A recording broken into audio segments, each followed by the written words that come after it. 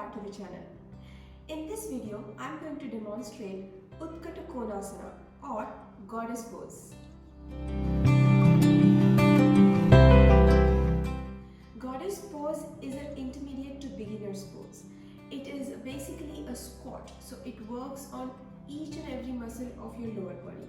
At the same time, it has also spiritual benefits, like it improves the focus, it improves your willpower. So it is a very nice pose and it has many benefits. Few of them are: this pose tones core and glutes. It stretches your hips and groin area. This pose strengthens almost every muscle of your leg. It lengthens the spine and improves your posture. This pose is perfect for winter months because it warms you up and boosts the energy.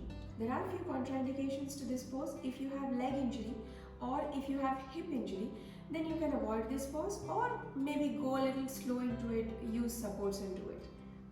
Before trying anything new, make sure you talk to your healthcare provider.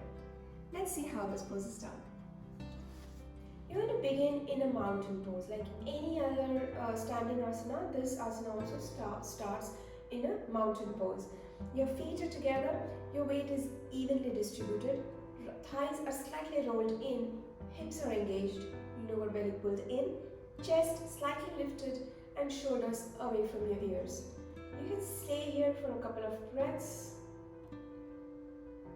drawing the energy from the ground all the way to your crown.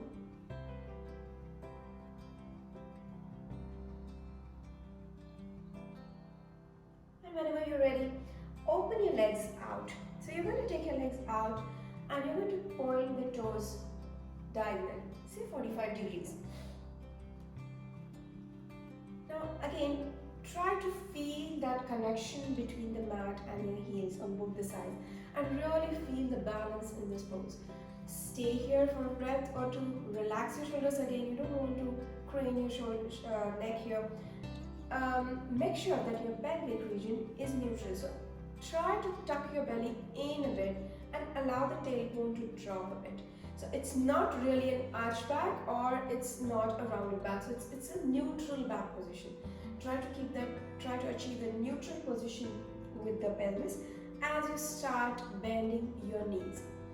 Now your knees might have tendency to come inward, so allow them. Imagine as something is kept between your thighs and open them out. I always promote that you should do the pose 50% in the comfort zone and then push yourself out of that comfort zone after that 50%. So don't push too much initially, understand how it feels. Get the feeling into each and every muscle and then maybe you can push a little bit to go a little beyond. Again, bend as much as possible. Hands can be on your side or you can join your palms or you can even keep them up. These are all variations. The classic pose will be keeping your hands bent on your side and maybe open your chest a bit more.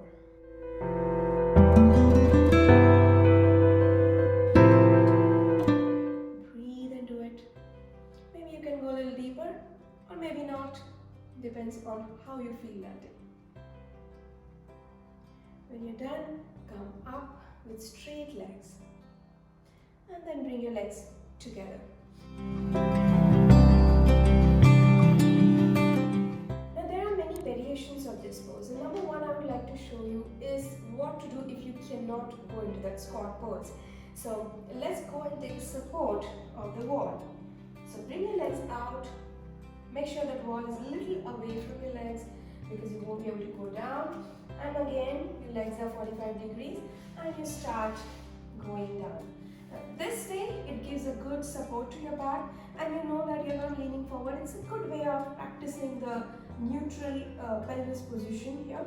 And you can stay here, you can go as down as you want or as high as you want. And whenever you're done, come up.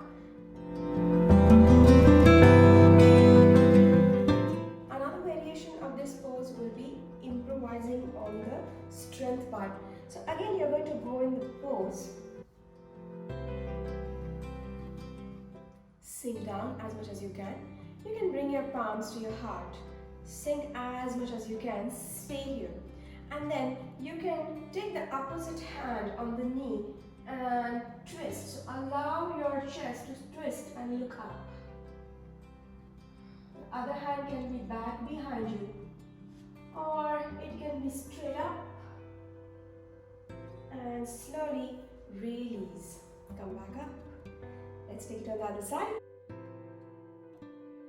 Go into the pose first. And then opposite hand on your opposite knee. As you sink down, you can either extend the other hand or you can bring it back behind you. And slowly come up.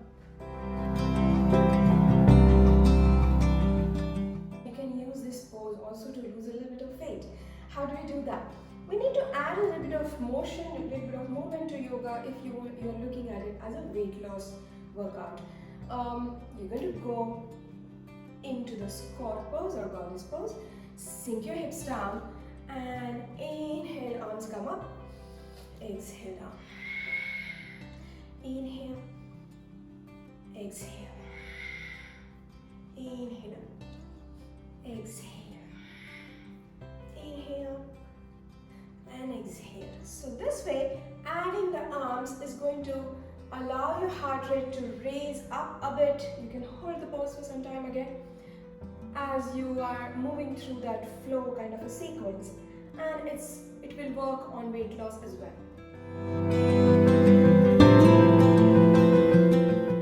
If you're more flexible, then you can even go into this pose in a little more deeper way. Let's see how. Again, this is not for everyone. So if you cannot do this, make sure you practice the previous steps, get into it, get that flexibility, and then try it. So yoga is not about competition. It is about self-improvement. It is not about how well do you do with the others, as respect to others. So again, you're going to go in that pose and you're going to go ahead and grab the ankles. Sink your hips even more down. Observe how my knees are not extending my toes. So that's a standard rule in every workout, that your knees cannot extend your toes. Make sure you apply that here as well. And then slowly come up. So this was the goddess pose.